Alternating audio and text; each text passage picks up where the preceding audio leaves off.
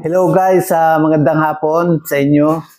Welcome again to my channel, Lolo Pads Vlog.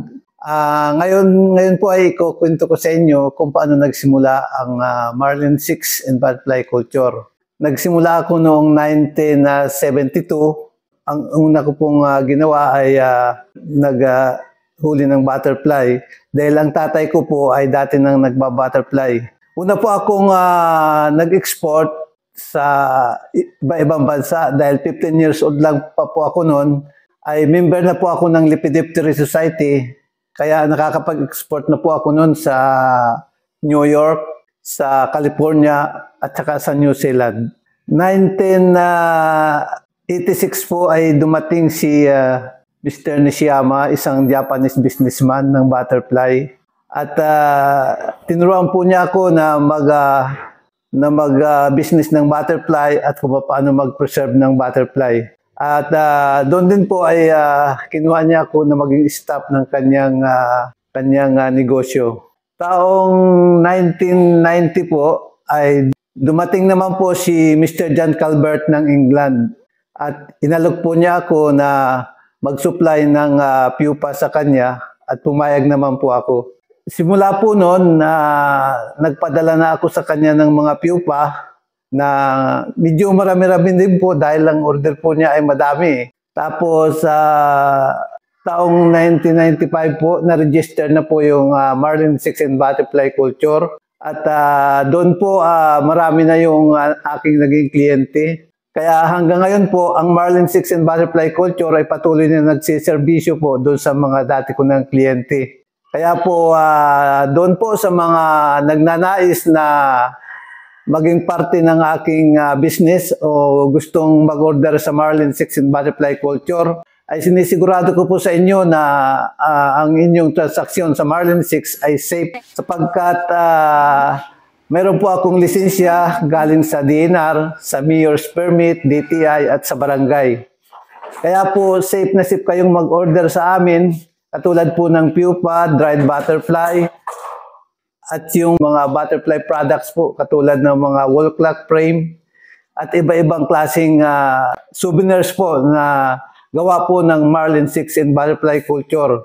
At ano po, gusto ko pong invite po ang sinuman na gustong bumisita dito sa Marlin 6 and butterfly culture. Po ang Marlin 6 and butterfly culture ay marami po kayong makikitang butterfly sa loob po ng ating paliparan. Sari-saring butterfly po ang inyong may encounter doon sa loob po. Ano po. Nais ko pong ano rin po sa inyo, i-share na ang butterfly po, sangayon po sa legend ng butterfly, ay masurety daw po ang butterfly.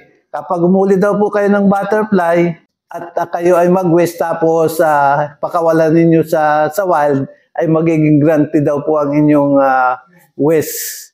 Kaya sa inyo po, kahit kanino po na gustong bumisita dito, welcome po kayo anytime.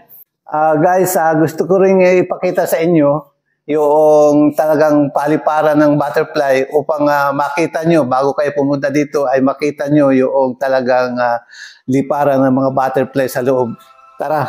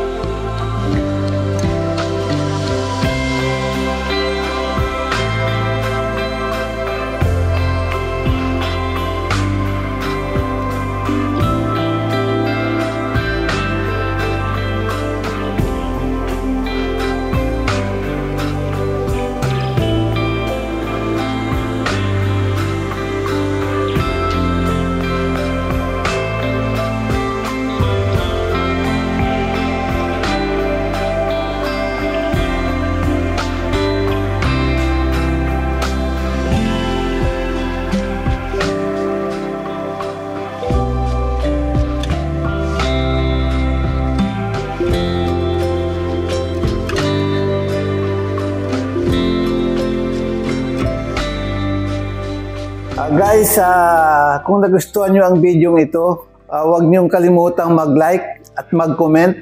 Kung kayo may mga katanungan, at paki-subscribe na rin at paki-click na rin yung notification bell upang lagi tayong updated sa mga susunod ko pang video. Thank you. Bye-bye.